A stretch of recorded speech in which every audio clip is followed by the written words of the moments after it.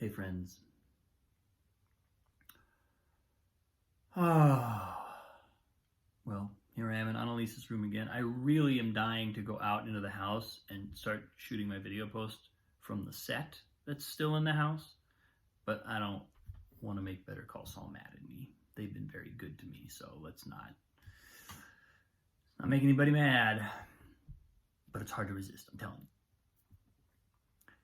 you. Anyway, today I've had so this is something, it's so funny. This thing came through early in the morning. I woke up this morning, had a nice long morning routine, mostly because Annalise and Katie slept later than usual. So it's a weekend, nobody had to get up. I got up sort of at my usual time and then started doing my thing, and I was sitting in meditation, and I had a nice long time to sit in meditation, and I felt myself around the time that my timer went off. I felt myself wanting to move, and I've been noticing the last several days as I get intensely involved in this arranging work that I'm doing.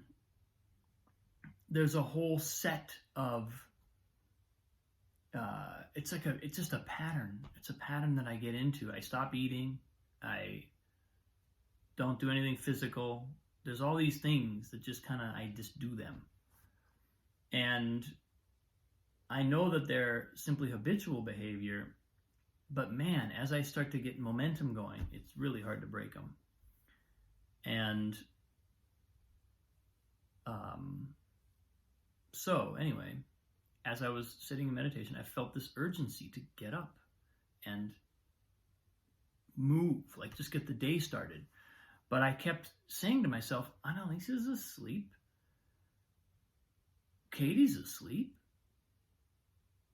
What do I have to do?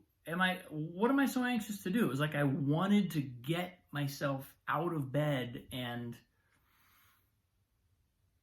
just get to work. And I caught it, luckily. I caught it. I was able to feel, okay, this is just mental agitation. And so I just kept sitting. I just stayed there. I didn't move.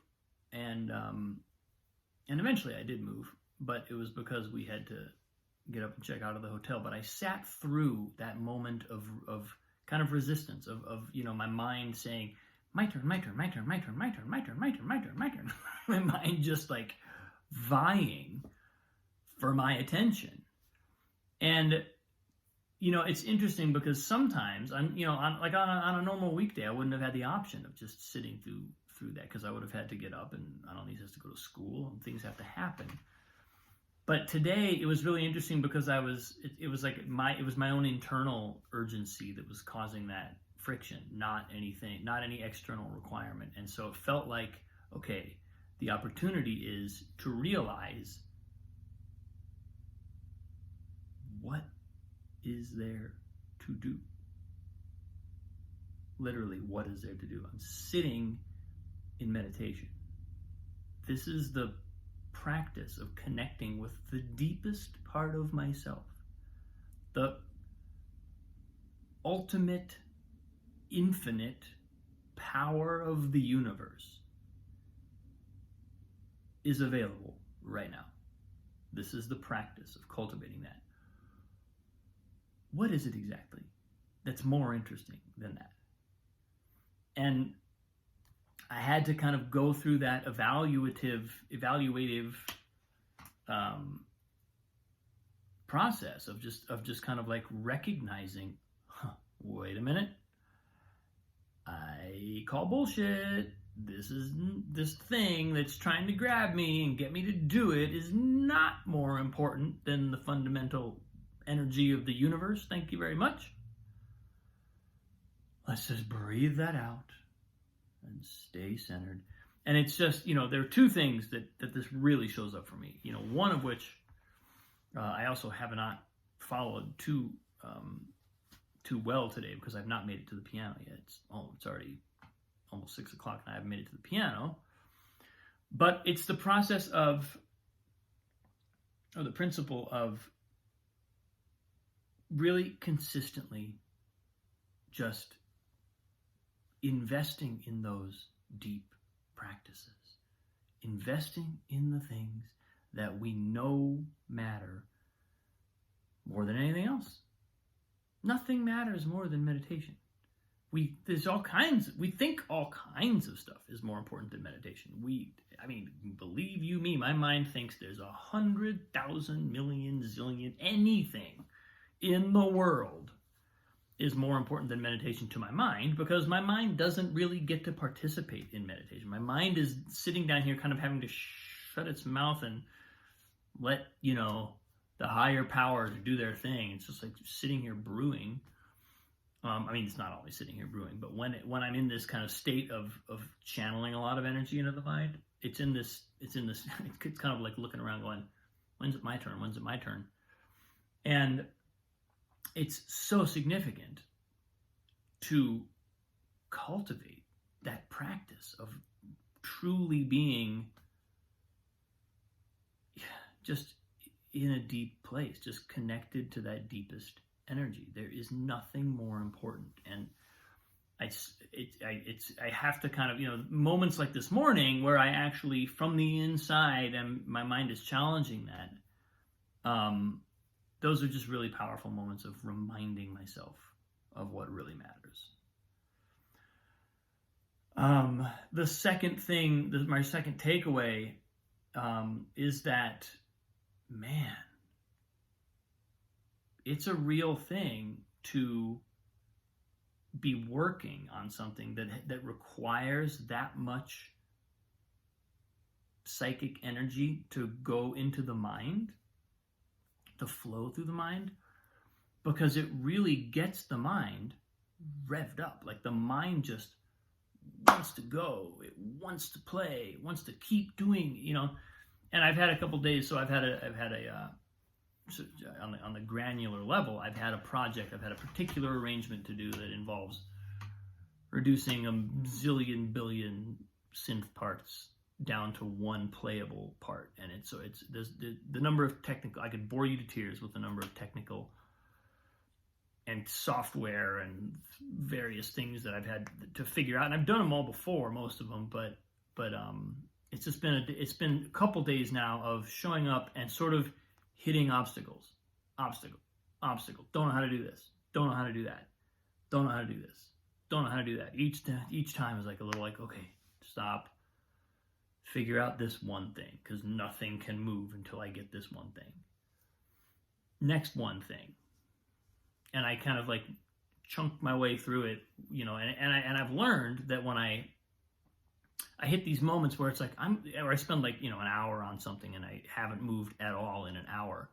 I've learned not to judge my overall pace on the basis of these short-term disappointments, because if I did that, I'd go insane. I would think I will never get there at this pace. Luckily, I know that this is how it works, and you hit these moments of just being blocked dead, like a blocked tube, but then you get that, and that obstacle just feels like, oh, well, this is clearly, I'm just never going to get anywhere. This is just the end. But then it opens up, and you flow, and you realize it's not true. So I've been able to navigate that part of the process without getting too agitated.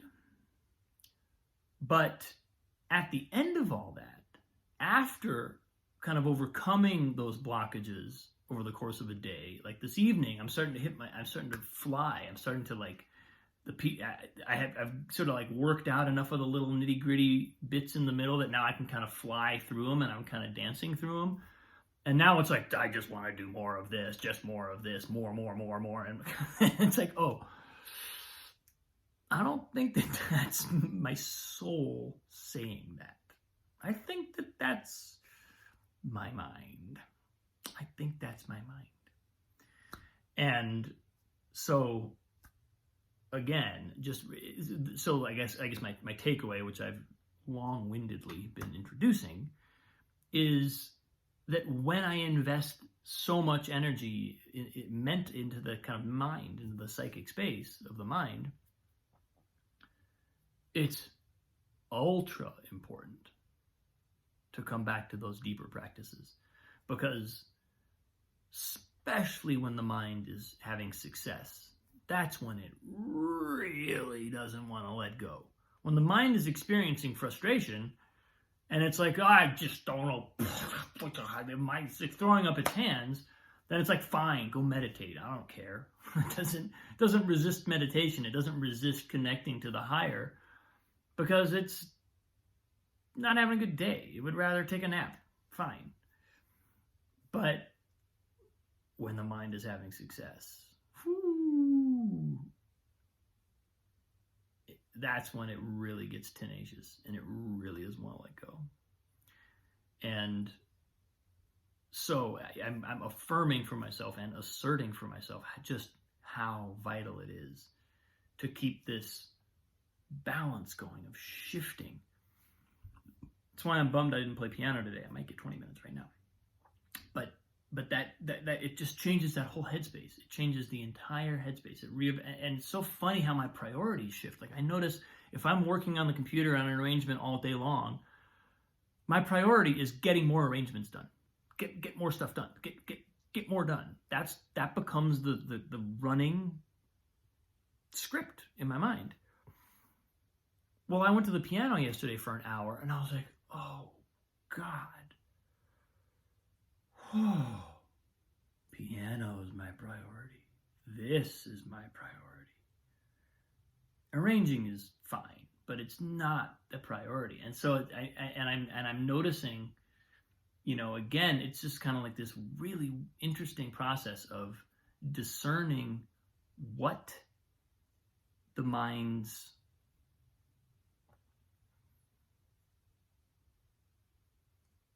it's almost like I have to translate from different languages based on the state of my mind. The state of my mind is almost like a language that it speaks. And if I'm not careful, I'll think that whatever state it happens to be in, that's the truth. But that's not the truth. That's not the case. And so finding ways of really kind of